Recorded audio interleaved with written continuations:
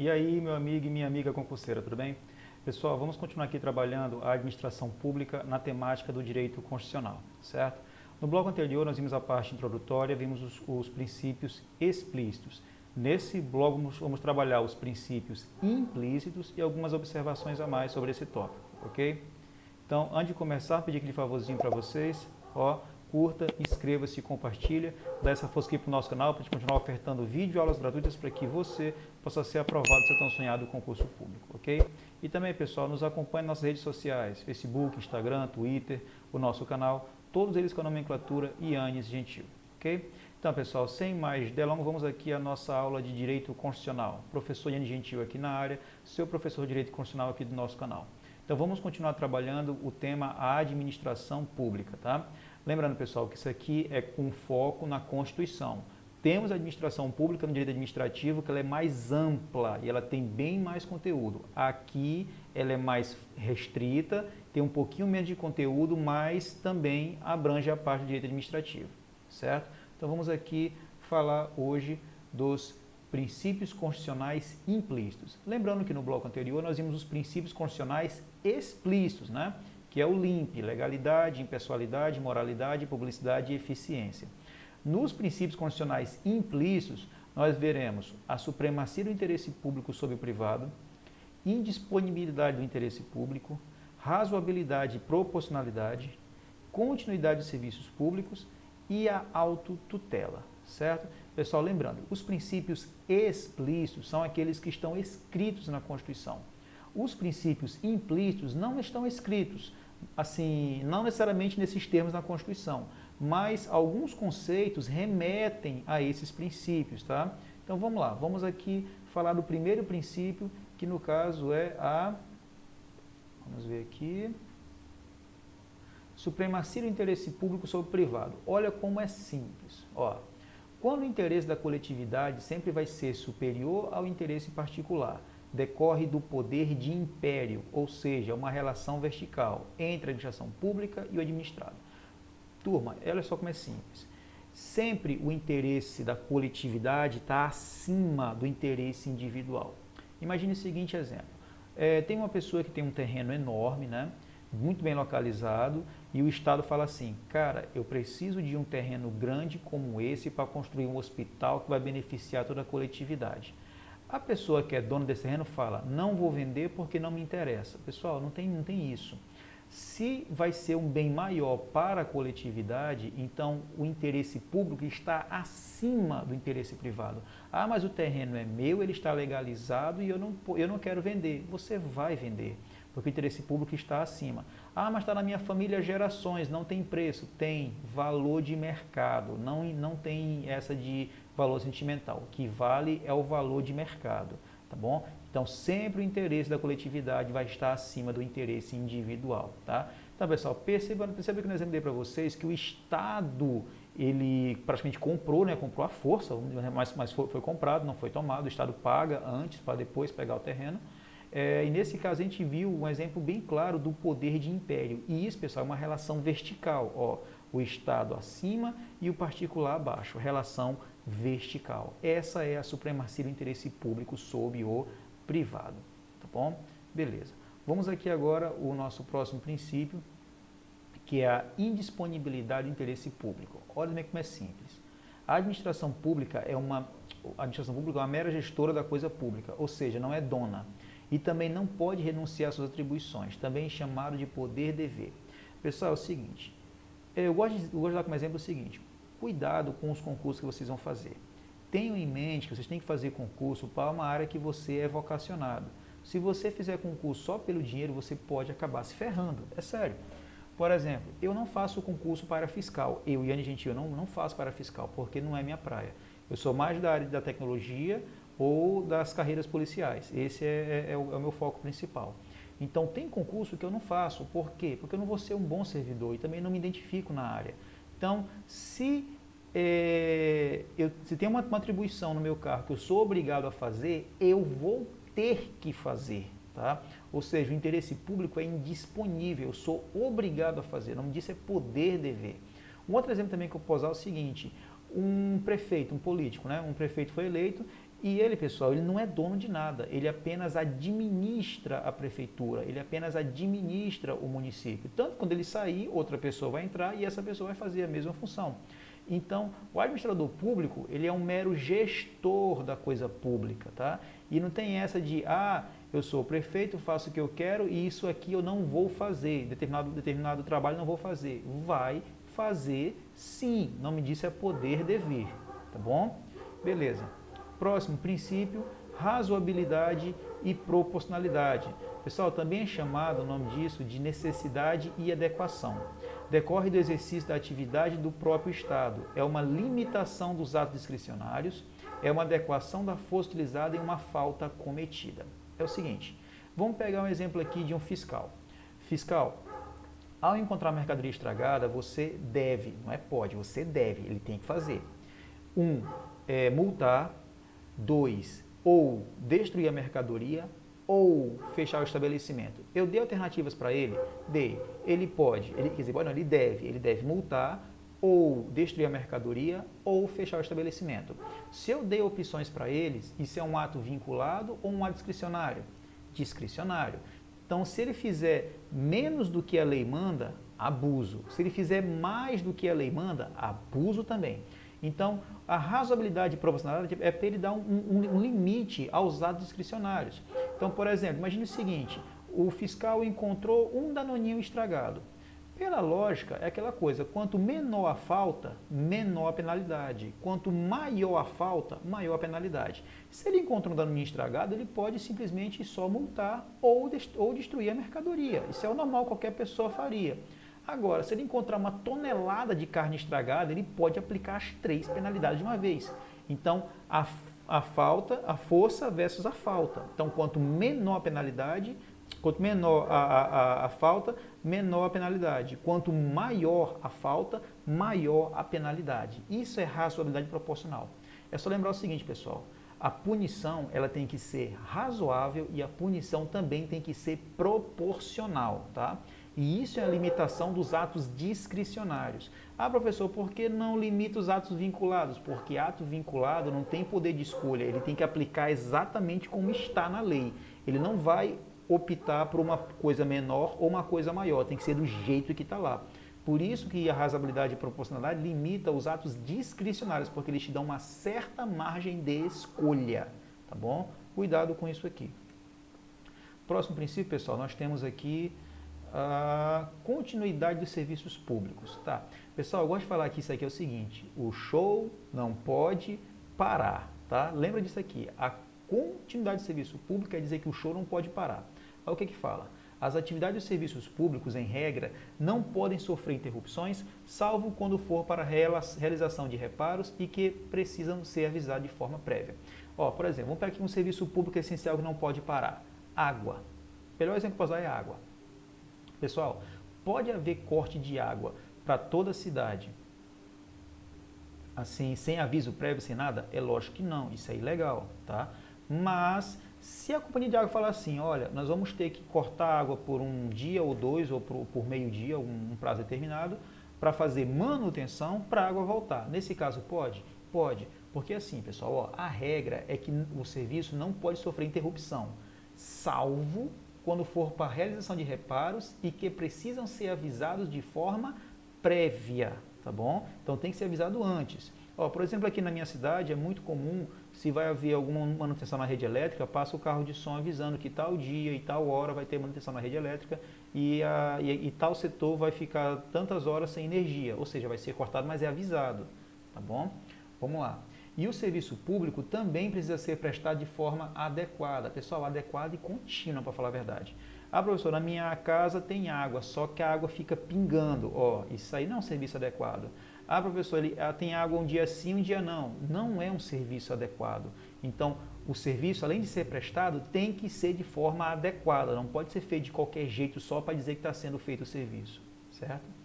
O particular que preste determinado serviço público, mesmo que a administração pública deixe de pagar, não poderá interromper o serviço, porque não existe a exceção de contrato não cumprido.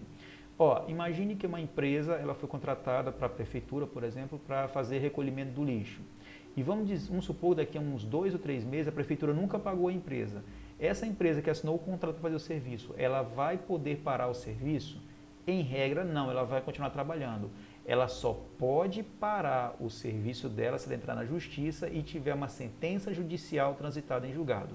Enquanto não entrar na justiça, enquanto tiver a sentença, ela é obrigada a trabalhar sim, porque não existe a exceção de contrato não cumprido, tá bom? Então, de novo aqui, ó.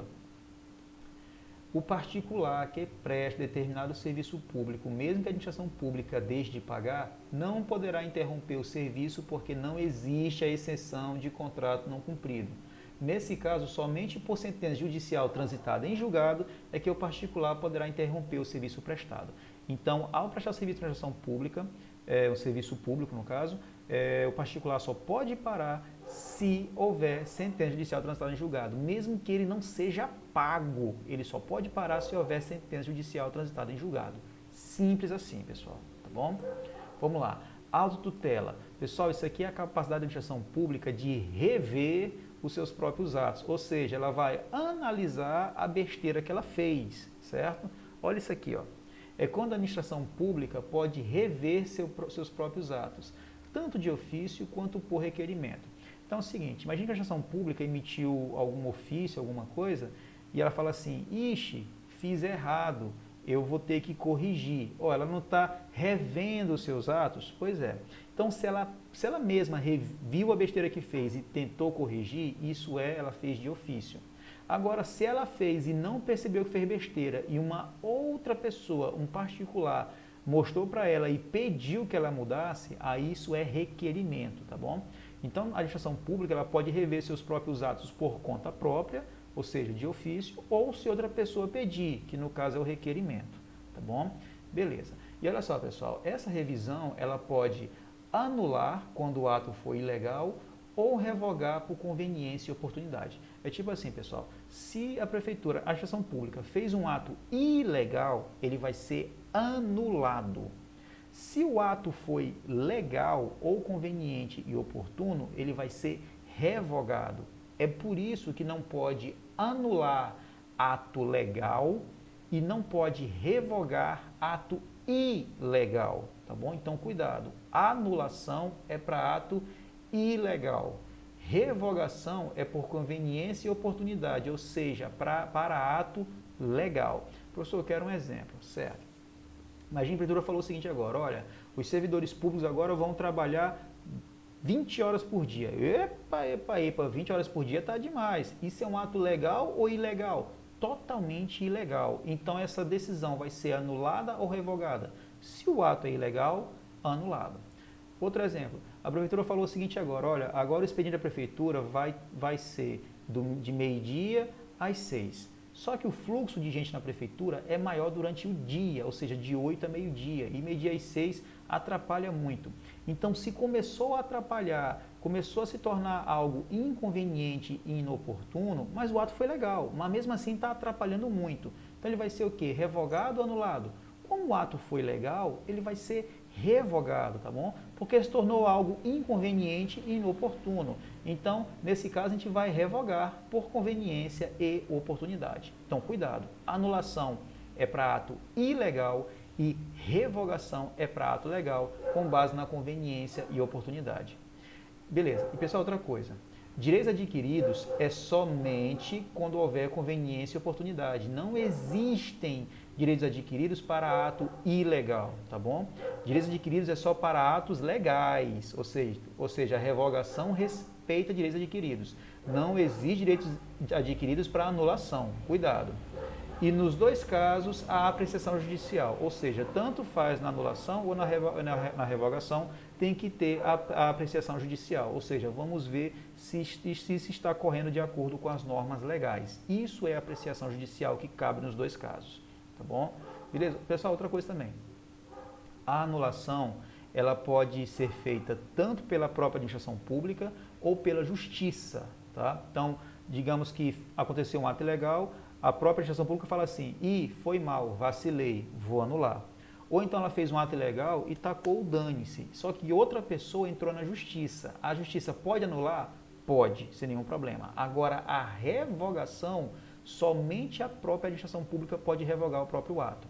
Por exemplo, a prefeitura emitiu um ato que ela percebeu que ele está sendo inconveniente. Então, ela mesma vai revogar. Professor, uma outra pessoa percebeu que o ato é inconveniente. Essa pessoa pode entrar na justiça? Não pode, porque a revogação só pode ser feita pela própria administração pública, nunca pelo Poder Judiciário, tá bom? A anulação, sim, pode ser feita tanto pela própria administração pública, como também pelo Poder Judiciário. E na anulação não existem direitos adquiridos. Na revogação, respeita-se os direitos adquiridos. E nos dois casos, cabe a apreciação judicial. Tudo bem, pessoal? Beleza. Então, esses foram os princípios constitucionais implícitos. Vamos agora falar da administração direta e indireta no foco constitucional. Como eu falei, é bem mais reduzido que o direito administrativo. Então, vamos lá. A direta. Pessoal, a gente fala que a administração direta ela é formada por entes políticos ou entidades políticas. Por que são chamadas assim? Porque eles possuem a capacidade de criar leis. Então, quem são esses entes políticos? Primeira coisa que tem que saber, pessoal, são pessoas jurídicas de direito público. Toda a administração direta, toda ela é composta por pessoas jurídicas de direito público e é um rol taxativo, ou seja, não pode ser acrescentado outras pessoas jurídicas, é só essas 4 e nenhuma outra. E quais são essas pessoas jurídicas de direito público? União, estados, DF e municípios. Então, os entes políticos ou entidades políticas, que no caso é União, estados, DF e municípios, podem criar leis? Podem, tranquilamente. E todos eles são pessoas jurídicas de direito público. Então, decora, pessoal. A administração direta é formada por entes políticos ou entidades políticas, porque elas têm a capacidade de criar leis. Todas elas são pessoas jurídicas de direito público. É um rol taxativo, porque eu não posso acrescentar mais nenhuma outra, e é formada pela União, pelos estados, pelo Distrito Federal e pelos municípios. Tranquilo, é só isso que a Constituição fala, tá bom? Já na administração indireta, ela é um pouquinho maior. Então, assim, ela é formada por entes administrativos ou entidades administrativas. Lembrando, direta, entes políticos, indireta, entes administrativos. E esses entes administrativos, turma, não podem criar leis. Eles não possuem a capacidade de criar leis. Os únicos que criam leis é a galera da administração direta, tá bom? E outra, os entes da indireta tem somente um que é de direito público. Todos os outros são de direito privado. Então, na indireta, existem entidades de direito público e existem entidades de direito privado, tá bom? E essas entidades, elas podem ser criadas ou autorizadas por lei. E também é um rol taxativo. Só existem essas 4 entidades e mais nenhuma outra, tá bom? E as entidades são autarquias, fundações públicas, sociedades de economia mista e empresas públicas. Então, de novo, a indireta é formada por entidades administrativas ou entes administrativos, tá? Não podem criar leis, é composta por pessoas de direito público e também de direito privado.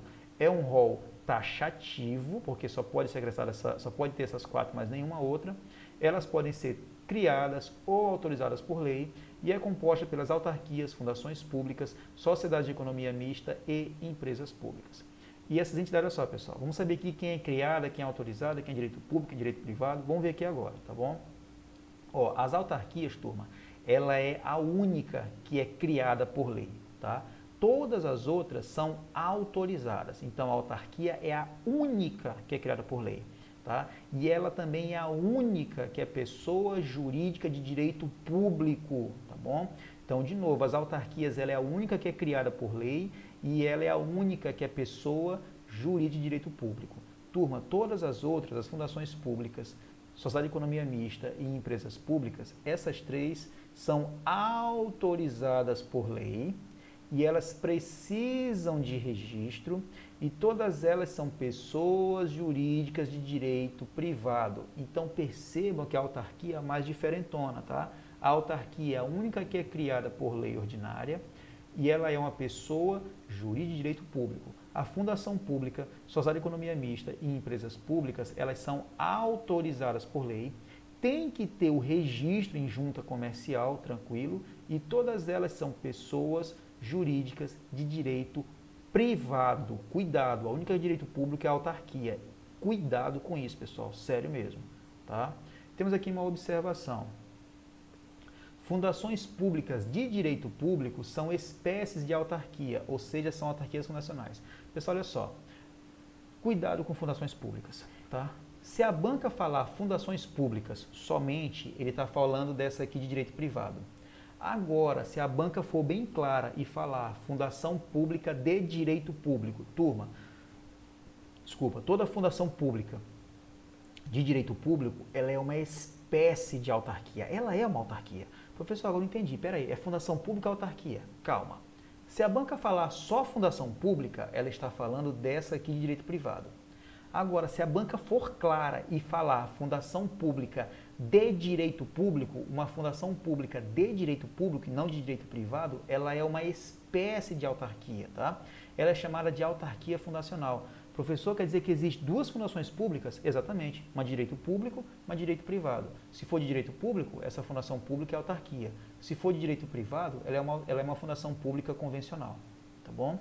Outra observação, somente a lei pode criar subsidiárias dos entes da indireta e também a participação de qualquer um destes em empresas privadas. Então, olha só, pessoal. Dentro da administração indireta podem ser criadas subsidiárias, tá bom? Para auxiliar no serviço. E essas subsidiárias só podem ser criadas por lei, tá bom? E essas subsidiárias podem ter participação de empresas privadas nela, tá bom? Então, a subsidiária só por meio de lei. Tranquilo? Beleza. Vamos lá. E, para finalizar essa parte, pessoal, vamos falar um pouquinho da licitação. Muito tranquilo também, a Constituição foi bem breve nessa parte, até porque temos uma lei própria da licitação, tá bom? Que vai ser objeto de aula futura no direito administrativo, tá? Então, vamos lá. Pessoal, toda a administração pública, professor, que é administração pública? Administração direta, administração indireta, União, Estados, DF, municípios, autarquias, fundações públicas, sociedade da economia mista e empresas públicas, inclusive os três poderes também, executivo, legislativo e judiciário. Toda a administração pública ela é obrigada, por meio de licitação, a contratação de obras, serviços, compras e alienações, assegurando igualdade de condições a todos os concorrentes. Então, pessoal, qualquer compra que for feita pela administração pública, né, compra, contratação de obras, serviços ou alienações, tem que ser feito por licitação, tá? Professor, como é que é feita a licitação? São regras bem específicas e um pouco longas que vamos deixar na aula de licitação de direito administrativo. O que eu posso adiantar é o seguinte, pessoal, é feito um edital de licitação aberto para as empresas interessadas vão oferecer as propostas e a melhor proposta, não é a proposta mais barata, é a melhor proposta que vai ser escolhida, tá bom? E outra, todas as empresas que vão participar da licitação têm que ter igualdade de condições, ou seja, não pode haver uma preferência por uma empresa, todas elas têm que ser tratadas de maneira igual, tá? Aí lá vem o pulo do gato. Não sendo exigido mais do que a qualificação técnica e financeira para a realização do cumprimento das obrigações. Imagine que tem uma obra no valor de 10 milhões de reais para ser executada e abriu a licitação. Turma, só pode participar empresas que têm no seu capital o mesmo valor da obra, tá? Professor, mas é em dinheiro e espécie? Não, pode ser bens como um todo, tá bom? Então aqui, ó, não sendo exigido mais do que a qualificação técnica e financeira para a realização do cumprimento das obrigações. Ah, professor, a obra custa 5 milhões e só pode entrar empresa que tem 10 milhões. Não é isso. Se a obra custa 5 milhões, o mínimo que a empresa pode ter são os mesmos 5 milhões, tá bom? Em patrimônio. Então, ó, não sendo exigido mais do que a qualificação técnica e financeira para a realização do cumprimento das obrigações. Tranquilo, pessoal? Beleza. Então, turma, essa foi a nossa aula 2 da administração pública no foco do direito constitucional. Você viu que são regras mais simples com relação ao direito administrativo e não é coisa tão estrambólica e tão complicada assim. O que você vai fazer? Você vai pegar a Constituição, ler e ler, pessoal, isso aqui tudinho, para você se acostumar com um texto legal e fazer bastante questão, ok? No nosso próximo bloco vamos trabalhar mais conteúdos com relação à administração pública, certo, turma? Então, antes de finalizarmos, pedir aquele favor para vocês, ó, curta, inscreva-se, compartilha, dá essa força aqui para o nosso canal, pessoal, para a gente continuar ofertando vídeo aulas gratuitas para que você possa ser aprovado, se estão sonhando com concurso público, ok? E também, pessoal, nos acompanhe nas nossas redes sociais, Facebook, Instagram, Twitter, o nosso canal, todos eles com a nomenclatura Yannis Gentil, ok? Então, turma, obrigado por chegar até aqui, tá? Continue estudando, tenha força, tenha foco, tenha fé, tenha determinação, tenha paciência, sua hora vai chegar, a sua aprovação é só questão de tempo, ok? Sua aprovação está vindo, não pare de estudar que você vai alcançar o seu tão sonhado cargo público. Então, pessoal, fiquem com Deus, um forte abraço, até a nossa próxima aula e valeu, pessoal. Tchau!